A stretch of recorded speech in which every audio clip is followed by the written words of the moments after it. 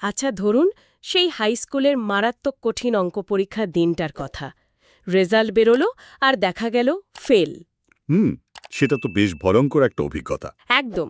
কিন্তু ঠিক সেই মুহূর্তে আমাদের ভেতরে একটা কণ্ঠস্বর বলে ওঠে যে পরীক্ষাটা খারাপ হয়েছে ঠিকই, কিন্তু এর মানে এই নয় যে জীবনটা এখানেই শেষ।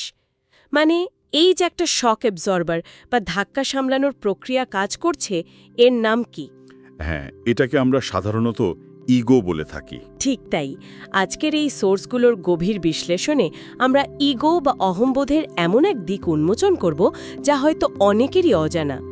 ইগো কি শুধু টিকে থাকার একটা জৈবিক হাতিয়ার, নাকি মনের আসল স্বাধীনতার পথে সবচেয়ে বড় বাধা? এই প্রশ্নটা কিন্তু দারুণ। মানে আমরা তো সাধারণত ইগো শব্দটাকে খুব নেতিবাচক অর্থে ব্যবহার করি, তাই না?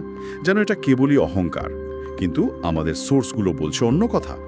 মনোবিজ্ঞান আর স্নায়ুবিজ্ঞানের মতে একটা সুস্থ ইগো হলো আমাদের মনের পাইলট, বা ধরুন এক্সিকিউটিভ অফিস।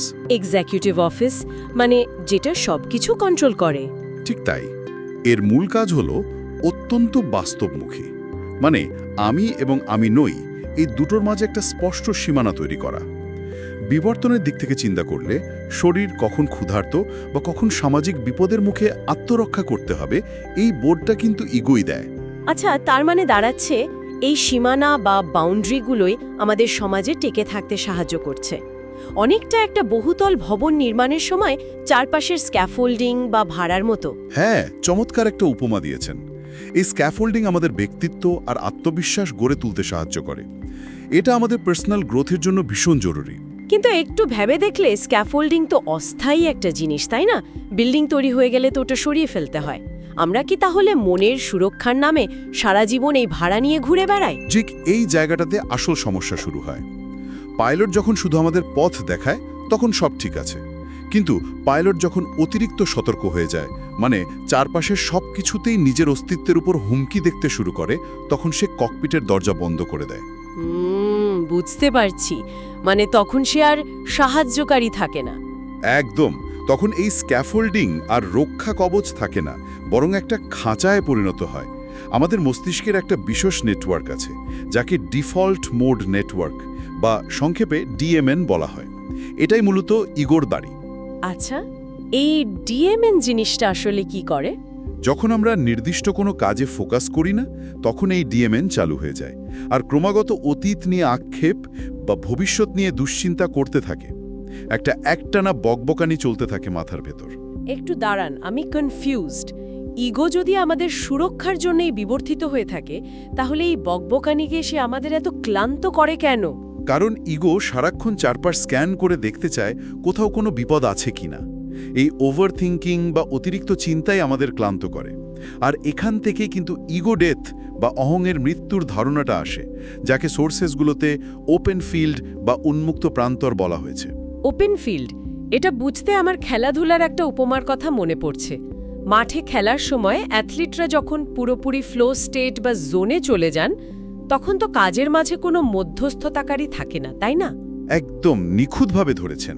মানে ধরুন বল আসছে আর তিনি ব্যাট চালাচ্ছেন, মাঝখানে আমি এখন ব্যাট চালাবো বা আউট হলে কি হবে এই চিন্তাটা থাকে না। এই ফ্লো স্টেটটাই কি তাহলে ওপেন ফিল্ড, যেখানে ওই প্যারানয়েড পাইলট ঘুমিয়ে পড়ে? হ্যাঁ, ঠিক তাই। বৈজ্ঞানিকভাবে দেখলে যখন কেউ ওই ফ্লো স্টেটে থাকে, তখন মস্তিষ্কে ওই ডিএমএনের কার্যকারিতা কমে যায়। আমরা সরাসরি বর্তমানের সাথে যুক্ত হয়ে পড়ি।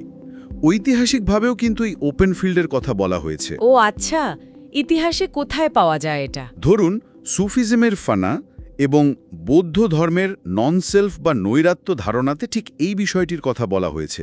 এটা এমন এক অবস্থা যেখানে আমি এবং পুরো বিশ্ব এর মাঝের দেয়ালটা সাময়িকভাবে পুরোপুরি মুছে গিয়ে একটা সার্বজনীন সংযোগ তৈরি হয়। ওয়াও, এটা তো দারুণ একটা কনসেপ্ট। যদি একটা তুলনামূলক ছকের কথা ভাবি, তাহলে আমাদের সুস্থ ইগো বা পাইলট আমাদের আত্মবিশ্বাস দেয়, ক্যারিয়ার গড়তে সাহায্য করে আর বাউন্ডারি তৈরি করে। হ্যাঁ, আর অন্যদিকে ওপেন ফিল্ড বা ইগো ডেথ আমাদের ওই ডিফল্ট চ্যাটার থেকে মুক্তি দেয়, যার ফলে আমরা এক অভাবনীয় প্রশান্তি অনুভব করতে পারি। কিন্তু প্রতিদিনের জীবনে তো আমাদের এই দুটো অবস্থারই দরকার আছে।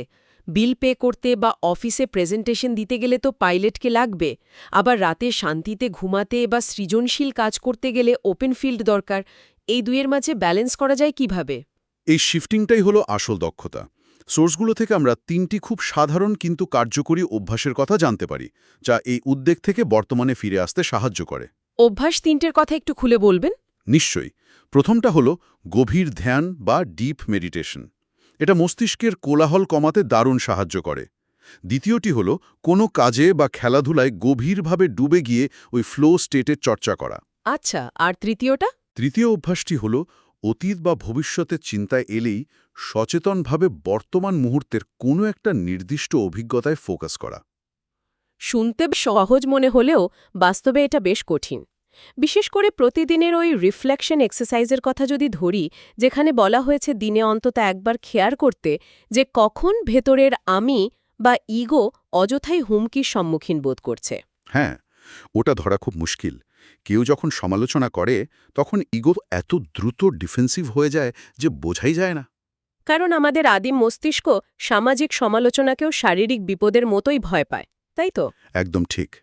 কিন্তু ওই মুহূর্তে যদি শুধু 1 সেকেন্ডের জন্য থেমে ভাবা যায় যে এটা কি সত্যি অস্তিত্বের জন্য হুমকি নাকি শুধুই ইগো আঘাত পাচ্ছে, তাহলেই ওই স্ক্যাফোল্ডিংয়ের খাঁচা থেকে বের হওয়া সম্ভব। তার মানে পুরো যাত্রাটাই হলো পাইলটকে প্রয়োজন মতো ব্যবহার করা, কিন্তু তাকে মনের একচ্ছত্র অধিপতি হতে না দেওয়া। জীবন গড়তে স্ক্যাফোল্ডিং দরকার, কিন্তু ভেতরের আসল সৌন্দর্য উপভোগ করতে হলে একসময় সেটা সরিয়ে ফেলে ওপেন ফিল্ডের বিশালতাকে অনুভব করতে হবে। হ্যাঁ, আর এই স্বাধীনতাটা তখনই আসে যখন আমরা বুঝতে পারি যে ইগো আমাদের আসল পরিচয় নয়, বরং আমাদেরই একটা হাতিয়ার মাত্র। দারুণ একটা পয়েন্ট। আজকের আলোচনা থেকে বিদায় নেওয়ার আগে একটা গভীর চিন্তার খোরাক রেখে যেতে চাই। ইগো যদি কেবল বাস্তবতায় টিকে থাকার জন্য আমাদের মস্তিষ্ক দ্বারা তৈরি করা একটা গল্প বা স্ক্যাফোল্ডিং মাত্র হয়, তবে সেই গল্প বলা পুরোপুরি থামিয়ে দিলে আমরা আসলে কে?